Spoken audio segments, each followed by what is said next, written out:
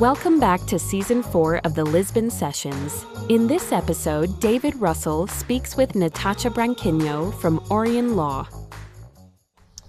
Hi, afternoon everybody, and welcome to a rather blustery Porto. We've changed location, people. We flew into Porto, fluffy microphones on because it's a bit windy. It's the 26th of January, middle of winter here in Portugal. I'm joined by Natacha Branquinho from Orien. Natacha, welcome to the Lisbon Sessions. Thank you. Watch your step here. We're on some, it's a bit like ice here on the cobbles of Porto. Natacha, as I always say, give us 30-second sales pitch on Orien. Sure. So, first of all, thanks for having me. I would call it Porto Sessions this time, but... We'll have a little graffiti line on the marketing material, Porto scrawled, just for a day. So Orien is a boutique law firm that was incorporated here in Porto. We have 4 main areas of expertise: immigration, taxes, real estate, and corporate law. So we believe we are a one-stop shop for international clients. Somebody coming in can get help with anything across the board. Yeah, absolutely. We already have almost 10 years of experience.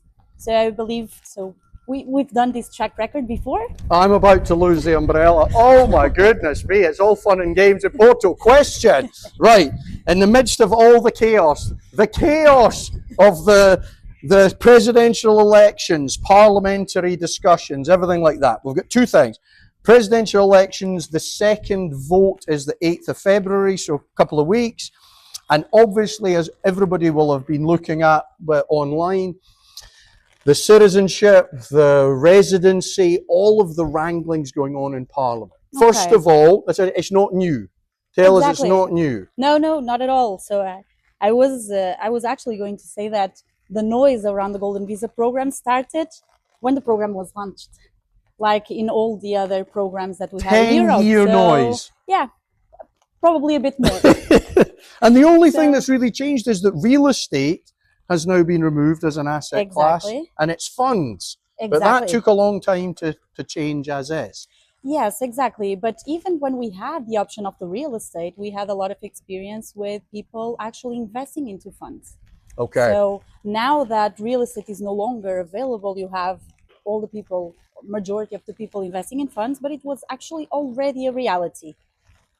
So about everything that is going on right now, you were absolutely right. So in terms of residency, nothing changed. And we are seeing that when these type of things happen, people towards to think that the program ended somehow, which is completely not. It's not ended, everybody. That's all I hear. Well, I thought the Portuguese Golden Visa had ended. It's all over. It is far from over. Absolutely. And indeed, we have the changes in the residency law last year that was in place for all the general visas, but not for the Golden Visa. So we can see that our government is still supporting this type of programs like the Golden Visa. And something interesting, just to jump in, Natacha, I was hearing that it's 4 billion every year comes into the Portuguese economy through the Golden Visa.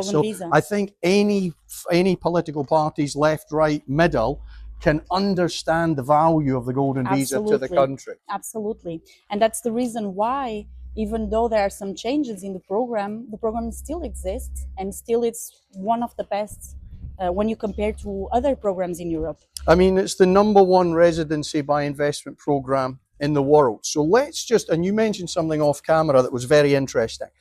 It's unlikely, potentially, let's say, that there will be laws changed regarding citizenship, everybody, not residency. But let's just say they are. Let's say all the laws that are proposed pass.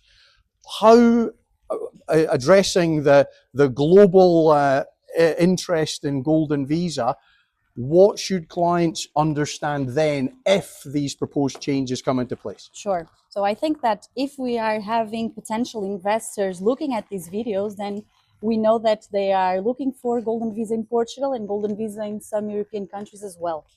Even if the law changes, which is uncertain now, we do know that this is the only program that allows you to have a short minimum stay in Portugal, so average of 7 days per year, which is not common at all in other Okay. European countries, you would need to live to actually then access to citizenship. And we also do have, or we don't have actually, tax implications, which is Okay. also something that it's very different from other European programs. Okay. And also, in terms of residency, I was saying, I think it was in season 3 of the sessions, that with residency, you get a tremendous, let's say you put things out of 10. With residency, you get about 8 out of the 10 things you would maybe get with citizenship. With citizenship, you can run for office, you've got a passport, obviously there's a couple of advantages, but with residency, you get a tremendous amount of positives anyway. Yes, correct. And even in the European Union, of course, that acquiring citizenship is something that it's majority, it's the major goal of investors. But even with a permit from Portugal, you will still get some benefits in the European Union, which is something that many people don't know, and the process here is pretty straightforward. So if you comply with the requirements, you get it. It's as simple as that. I understand. So basically, we're at a bit of a juncture at the moment, everybody. There's been a lot of noise. Things have gone into Parliament. They've been kicked out. They're regrouping. There's presidential elections. There's debates. There's all sorts going on. So we're probably around 3, maybe 4 or 5 months from something potentially changing. But I think what we're saying here is, if the laws change, it is by far the end of the world, because the Golden Visa itself, none of that will be changing. It is purely the citizenship rules that may get you jumping through a few more hoops, waiting a little bit longer for citizenship. But in the meantime, if you've achieved permanent residency in this glorious, rainy little country, it's not rainy all the time, it never really is, then you've done it. It's a very good residency by investment program. Absolutely. Would you agree? I absolutely so agree don't with sit you. out there Googling things, seeing noise and thinking, oh, we'll look at one of the other programs. No, come to Portugal. It's fabulous. Natacha, thanks so much for appearing on the Lisbon Sessions. Well.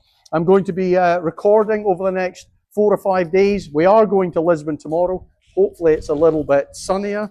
Thank you so much. Not Keep difficult. watching, everybody.